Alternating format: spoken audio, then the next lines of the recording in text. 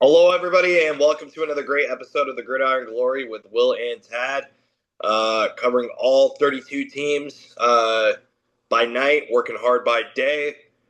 Two teams left, Tad. 30 teams have been eliminated. Only two teams stand. We've come a long way since June, July, when you and me were starting to study the league. We've come a long way even since August when we put out our season previews. And here we are. Here has come the infamous day, the greatest day in sports, arguably. The Super Bowl this Sunday, February 8th, 5:30 p.m. Central Time, 6:30 Eastern, NBC Peacock. Um, but anyways, Tad, yeah, the Seahawks versus the Patriots. It is a rematch of the Super Bowl. I want to say 2014, if I'm not mistaken, or no, Say that again. 2014. Or is it 2012? I'm thinking. Maybe 2014. Anyways, it's been a long minute since these two teams have played in the Super Bowl, though it feels just like yesterday for Tad and I when Malcolm Butler got that infamous interception when um, you have Marshawn Lynch in the backfield. Um, Seahawks fans, I mean, I'm sure you guys are still saying that to yourselves in your guys' dreams and everything like that. And I'm sure you're I'm sure for a Seahawks fan, it's a nightmare, that Malcolm Butler interception. So you guys might still unfortunately have to have that cross your mind from time to times, but these are different times. 2015. Um, what's It was up? 20. It was 2015. It was 2015. Yeah, very interesting there. Um, so you got Sam Darnold versus Drake May. Sam Darnold has come a long way from being a New York Jet. Drake May, drafted out of North Carolina. I mean, both of these quarterbacks, going into the season, like we knew that they were going to have to take big time leadership roles in the being a starting quarterback for their teams. They both have done that very well, Tad, and have done enough to get their teams to this point. Seattle is, from my understanding, about a 4.5 point favorite in this game. Um, So the biggest things for me that are going to have to stand out is both of the defenses are going to have to both of the defenses are going to have to keep doing their thing. I mean, starting with Seattle, I mean you're going to have to absolutely shut down Stephon Diggs. You're going to have to stop him from making big plays up the field. You're going to have to close out on him in the secondary.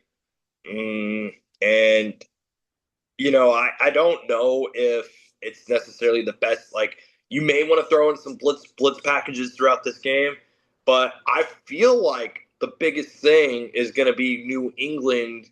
I think what New England's going to try to do is go after an aerial attack, probably more so than even a running game. Um, I mean, this is a Patriots team that has. Listen, they have had to play in two snowstorms these playoffs, and now they're going to be playing in very nice weather, what it's supposed to be out here in San Francisco. So, um, and Drake May has made some beautiful throws and beautiful passes, including to guys like Diggs, guys like Kayshon Boutte. So Seattle's secondary is going to have to play absolutely lights out because Drake May is going to go after it. I mean, Ramondre Stevenson will get his touches. Don't get me wrong, but I think the biggest thing for Seattle to ultimately win this game is going to be their secondary, despite who they have on their offense. Jackson Smith-Njigba, of course. 1,793 yards, 119 catches, 10 touchdowns this year. I personally would have to rank him the best receiver in the NFL, hence my alter ego referred down below there. But yeah, Tad, just what I'm going to be looking for the most is with Seattle's offense. I mean, you're going to have to get Jackson Smith, the Jigba, the ball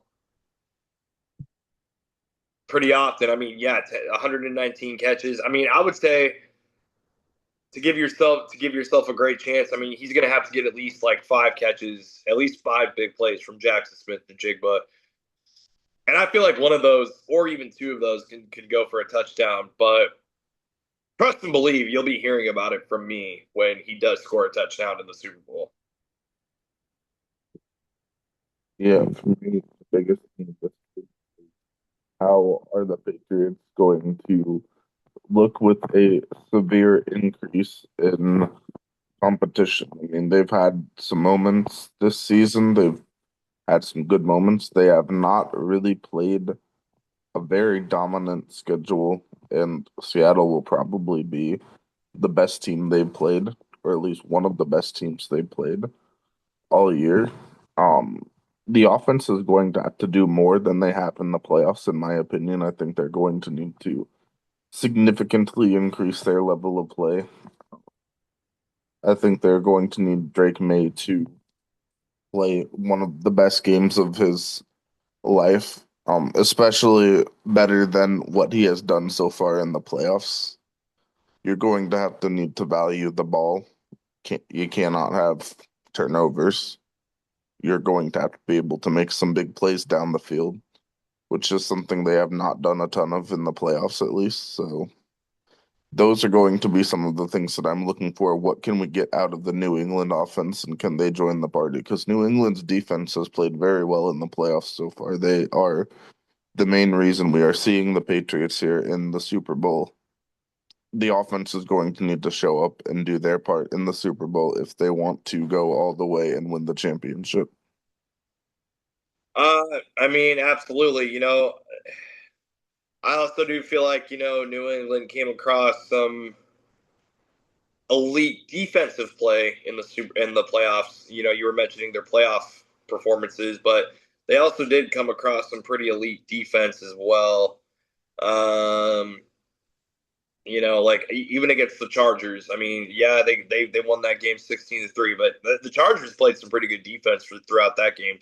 Houston's defense, I mean, was playing pretty solid for a good amount of it there, and then obviously they probably had a very tough defense against Denver. So like obvious, but you look at that and you can sit here and say that a lot of critics will say that the Patriots have had probably one of the easiest paths to the Super Bowl, and I mean, it's not that far from true. But I mean, they definitely deserve credit where credit is due in that way, and the NFL it's a win or lose league. It's it's a results based game, and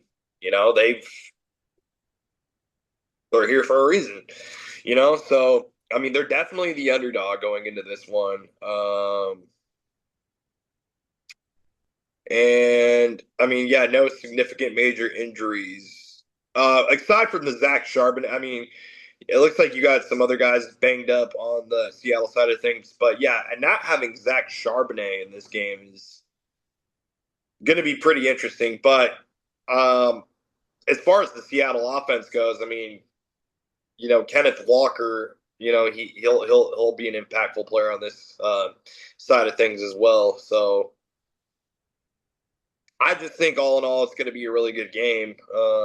It's going to be back and I feel like it could be back and forth for the beginning part of it. But I mean, Seattle's of the favorite for a reason. But like for me, the X factor is going to be probably Stephon Diggs. Like if you can get Stephon Diggs like down the field, if you can find him wide open down the field for a big play or two, that could be the biggest key difference. Yeah, yeah, they could definitely get some moments there. So we will definitely see what that looks like.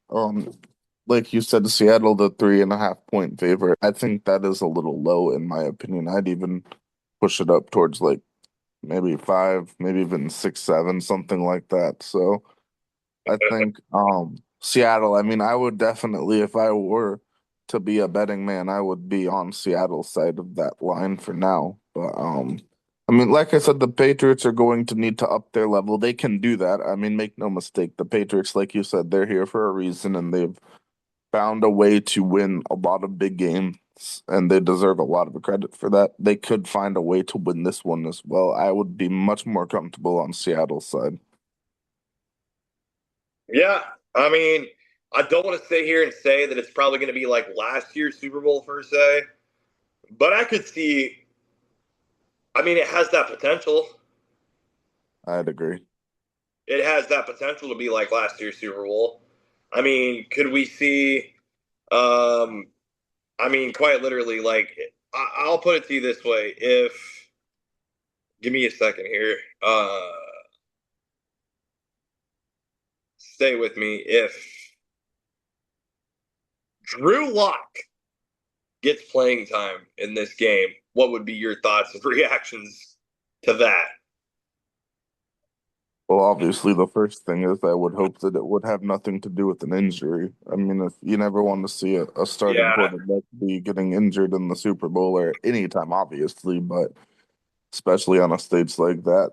But if not, that would probably mean that the game would be well in hand one way or the other. And I think that would be unfortunate if it were a blowout because obviously, like it was a blowout again last year as well. So if we could have a close game, I think that would be the best case for everyone. I mean, this is the one, Tad, you and me, like we have this podcast. We put these videos out here on the good old YouTube.